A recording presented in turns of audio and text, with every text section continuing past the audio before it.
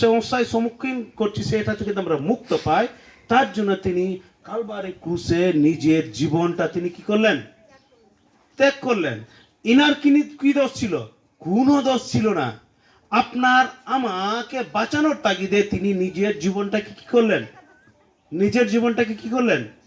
নিজের জীবনটা ত্যাগ করলেন, যাতে আপনি আমরা শান্তিতে থাকতে পারে, পৃথিবীতে বেঁচে থাকতে পারি।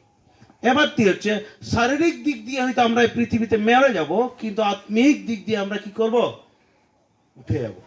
এবার দেখি এখানটায় দেখবেন, যারা প্রভু যিশুকে নিজের ত্রাণকর্তা হিসেবে স্বীকার করে না, তাদের এখানে দুইটা অপশন আছে। যারা প্রভু যিশুকে নিজের ত্রাণকর্তা মুক্তিদাতা হিসেবে স্বীকার করে, তারা কোনো দিন মরে না। আপনি এখানে সবচেয়ে বয়স্ক কে চাই? কাকিমা তো সবচেয়ে বয়স্ক কি? তো যখন এই পৃথিবীতে এই শরীরটা মাটিতে যখন মিশে যাবে, কিন্তু আত্মিক শরীরে এইভাবে থাকবে। মতলব কি, ও আগে যেমন ছোট শিশুদের কোনো চিন্তা ভাবনা ছিল না, একইভাবে শাস্ত্র বলছে, বাইবেল বলছে, একইভাবে ঈশ্বরের রাজ্যেও থাকবে। ঈশ্বর কাউকেও চায় না, আমাকে আপনাকে কাউকেও চায় না যেন ঈশ্বরের রাজ্য থেকে আমরা কি হয়? বিতাড়িত হই।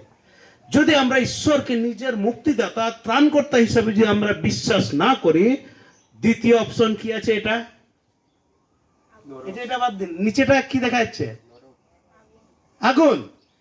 আপনি যদি ঈশ্বরকে বিশ্বাস না করেন, তারপর ঈশ্বরকে বিশ্বাস না করেন, গ্রহণ না করেন, আপনি এই ফ্যাসিলিটি, এই সুখ আর স্বর্গের এই জায়গাতে আপনি থাকতে পারছেন না।